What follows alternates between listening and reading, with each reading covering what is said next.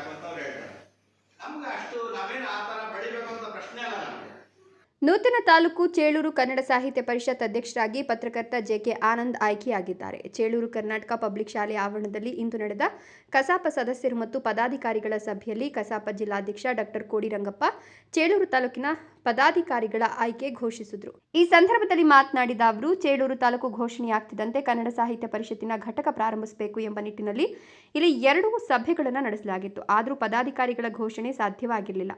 ಸುಮಾರು 1 ವರ್ಷ ಅಮೂಲ್ಯ ಸಮಯ ವ್ಯರ್ಥವಾಯಿತು ಅಂದರು. ಜಿಲ್ಲಾ ಮತ್ತು ತಾಲೂಕು ಘಟಕಗಳ ಇಲ್ಲಿನ ಜನರು ಮತ್ತು ಸಾಹಿತ್ಯಾಸಕ್ತರ ಅಭಿಪ್ರಾಯಗಳನ್ನು ಸಂಗ್ರಹಿಸಿ ಪದಾಧಿಕಾರಿಗಳನ್ನು ಆಯ್ಕೆ ಮಾಡಿ ಇಂದು ಘೋಷಿಸಲಾಗಿದೆ. ನೂತನ ಸಮಿತಿಯ ಅವಧಿ 1 ವರ್ಷವಾಗಿದ್ದು, ಇಂದಿನಿಂದಲೇ ಕನ್ನಡ ಸಾಹಿತ್ಯ ಪರಿಷತ್ ಇಲ್ಲಿ ಕ್ರಿಯಾಶೀಲವಾಗಿ ಕಾರ್ಯನಿರ್ವಹಿಸುತ್ತಿದೆ ಎಂದರು. ಚೇಳೂರು ಆಂಧ್ರದ ಗಡಿಗೆ ಹೊಂದಿಕೊಂಡಿದ್ದರೂ ಕನ್ನಡ ಭಾಷೆ ಸಾಹಿತ್ಯದ ಮೇಲೆ ಅಪಾರ ಗೌರವ ಹೊಂದಿರೋದಕ್ಕೆ ಇಲ್ಲಿ ನಡೆದ ಅನೇಕ ಕನ್ನಡ ಕಾರ್ಯಕ್ರಮಗಳು ಅದ್ಧೂರಿಯಾಗಿ ನಡೆದಿರೋದೇ ಸಾಕ್ಷಿಯಾಗಿಟ್ಟು ಎಲ್ಲರೂ ಒಗ್ಗಟ್ಟಿನಿಂದ ಕನ್ನಡದ ತೇರನ್ನು ಎಳೆಯುವ ಕಾರ್ಯದಲ್ಲಿ ತೊಡಗಿಸಿಕೊಳ್ಬೇಕು ಅಂತ ಮನವಿ ಮಾಡಿದರು.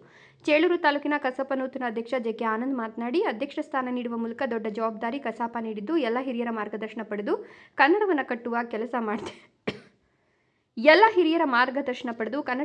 ಕೆಲಸವನ್ನು ಮಾಡ್ತೇನೆ. ಕನ್ನಡ ಭಾಷೆ ಸಾಹಿತ್ಯದ ಬೆಳವಣಿಗೆಗೆ ಬೇಕಾಗುವ ಕಾರ್ಯಕ್ರಮವನ್ನು ಚೇಳೂರು ತಾಲೂಕಿನಲ್ಲಿ ಹಮ್ಮಿಕೊಳ್ಳಲಾಗುತ್ತದೆ ಎಂದರು. ನನ್ನ ಆಯ್ಕೆಗೆ ಸಹಕರಿಸಿದ ಕಸಾಪ ಮತ್ತಿತರ ಹಿರಿಯರಿಗೆ ಧನ್ಯವಾದಗಳನ್ನು ಸಲ್ಲಿಸುತ್ತೇನೆ ಎಂದರು.